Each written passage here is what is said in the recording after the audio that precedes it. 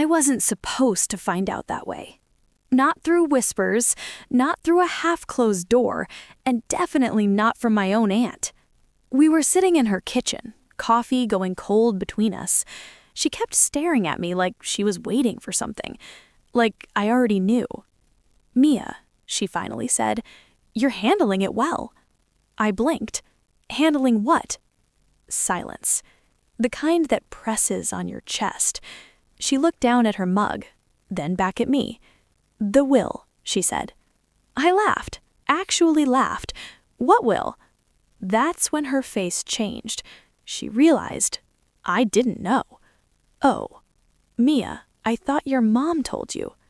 My heart started pounding. Told me what? She hesitated, long enough to hurt. That everything's going to your brother. Everything. The house, the savings, the land, every single thing my mother owned. I didn't speak. I couldn't. My brother, the golden child, the one who never moved out, never paid rent, never took responsibility. Meanwhile, I left at 18, worked 2 jobs, put myself through college, never asked for help. Because I was strong. That's what my mom always said. "You'll be fine, Mia. Your brother needs me more." I finally understood what that meant. It wasn't about need, it was about choice. I thanked my aunt, told her I was okay. That was a lie. That night, I called my mom. She answered on the second ring. Cheerful, normal, like nothing was wrong. "Did you change your will?" I asked. The pause told me everything. "Mia, you're doing so well. You don't need it." That's when something inside me broke, and something else hardened. I didn't argue. I didn't cry. I didn't beg. I made a decision. If I wasn't chosen, I would walk away. After that call, I didn't sleep. I stared at the ceiling, replaying her words. "You don't need it." Like love was a limited resource, like fairness was optional. By morning, I knew something. I couldn't pretend anymore, so I drove to her house. The same house I helped maintain, paid repairs for, but apparently never belonged to. My brother's car was in the driveway. Of course it was.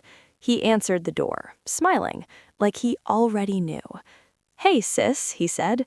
"Mom told me you might be upset." Upset, that word again. I walked past him, straight to the kitchen.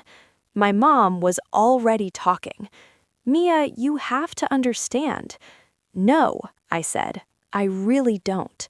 She sighed, sat down, like she was tired of explaining herself. "Your brother struggles," she said. I laughed, not kindly. "So did I said. "You just didn't notice." She looked shocked, like the idea had never crossed her mind. My brother crossed his arms. "You always make things dramatic," he said. That's when it hit me. They'd already agreed, long ago. This wasn't about a will, it was about roles. He was the one who stayed, I was the one who left. And apparently, leaving meant forfeiting love. "So that's it?" I asked. "I get nothing?" My mom reached for my hand. I pulled away. "You have your life," she said softly.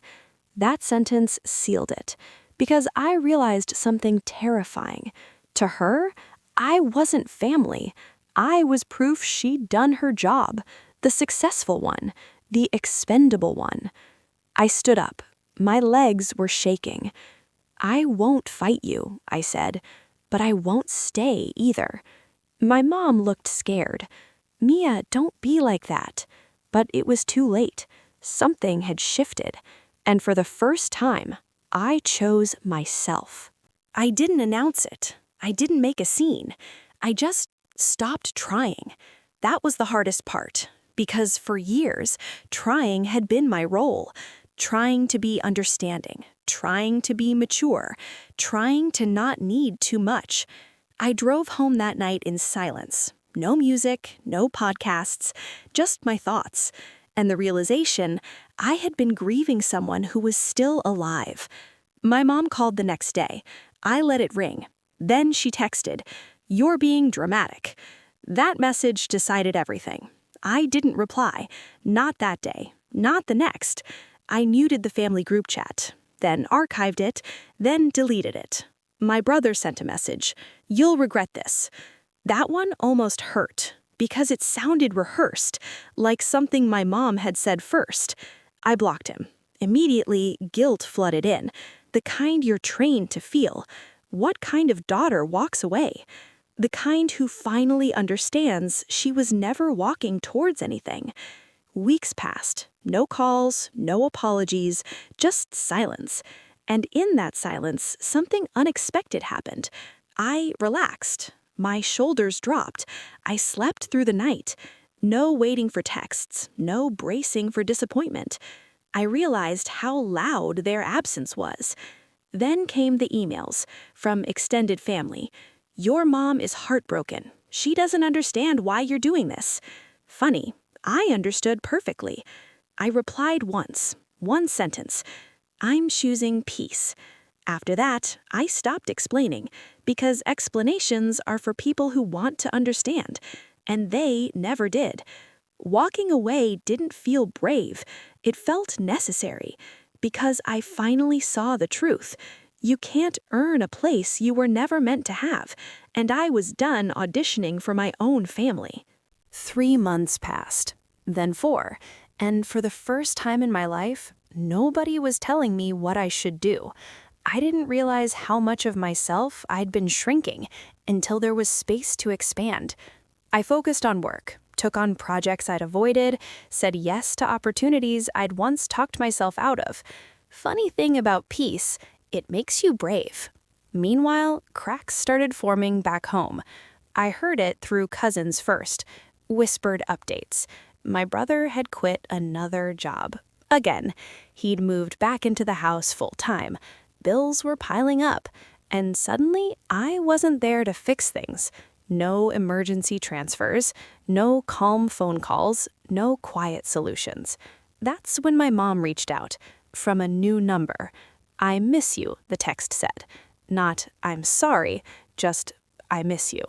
I stared at the screen, waiting for accountability that never came. I didn't reply. A week later, another message. "Your brother's under a lot of stress." There it was, the old pattern. The quiet expectation. I was supposed to come back, absorb the chaos, fix what they broke. But something had changed. I saw the manipulation clearly now. Love was conditional, access was transactional, and silence was the first boundary I'd ever enforced. Then came the voicemail. My mom's voice, shaking. "Mia, please just call me." That one hurt, because it sounded real, but I waited. I asked myself one question. Has anything actually changed? The answer was no. She missed the help, the stability, the version of me that asked for nothing, not the daughter. And that truth, it finally set me free. Because when they started hurting, I realized something powerful. My absence was louder than my obedience ever was. 6 months after I walked away, my phone rang again. This time, I recognized the number. I didn't answer, but I listened to the voicemail. My brother was crying. I almost didn't recognize his voice. "Mom's sick," he said. "She needs help. We need you." We. Not, "I'm sorry," not, "we were wrong," just need. I sat on my couch, staring at the wall. The old version of me would have rushed over, canceled plans, rearranged my life. But that version of me didn't exist anymore. I called back, not to apologize, not to fix, just to speak my truth. My mom answered. Her voice sounded smaller, older. "Mia," she whispered. I didn't rush. "Why are you calling now?" I asked. Silence. Then she said it. "I didn't think you'd really leave." That sentence explained everything. She never thought there'd be consequences. I told you how I felt. You told me I didn't need anything. So I stopped needing you. She cried then. Real crying. I'm sorry, she said. Too late doesn't mean meaningless, but it also doesn't erase damage. I forgive you, I said. But forgiveness doesn't mean access.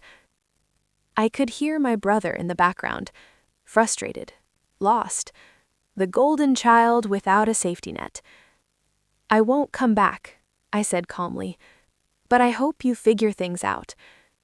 We hung up. I expected guilt or sadness.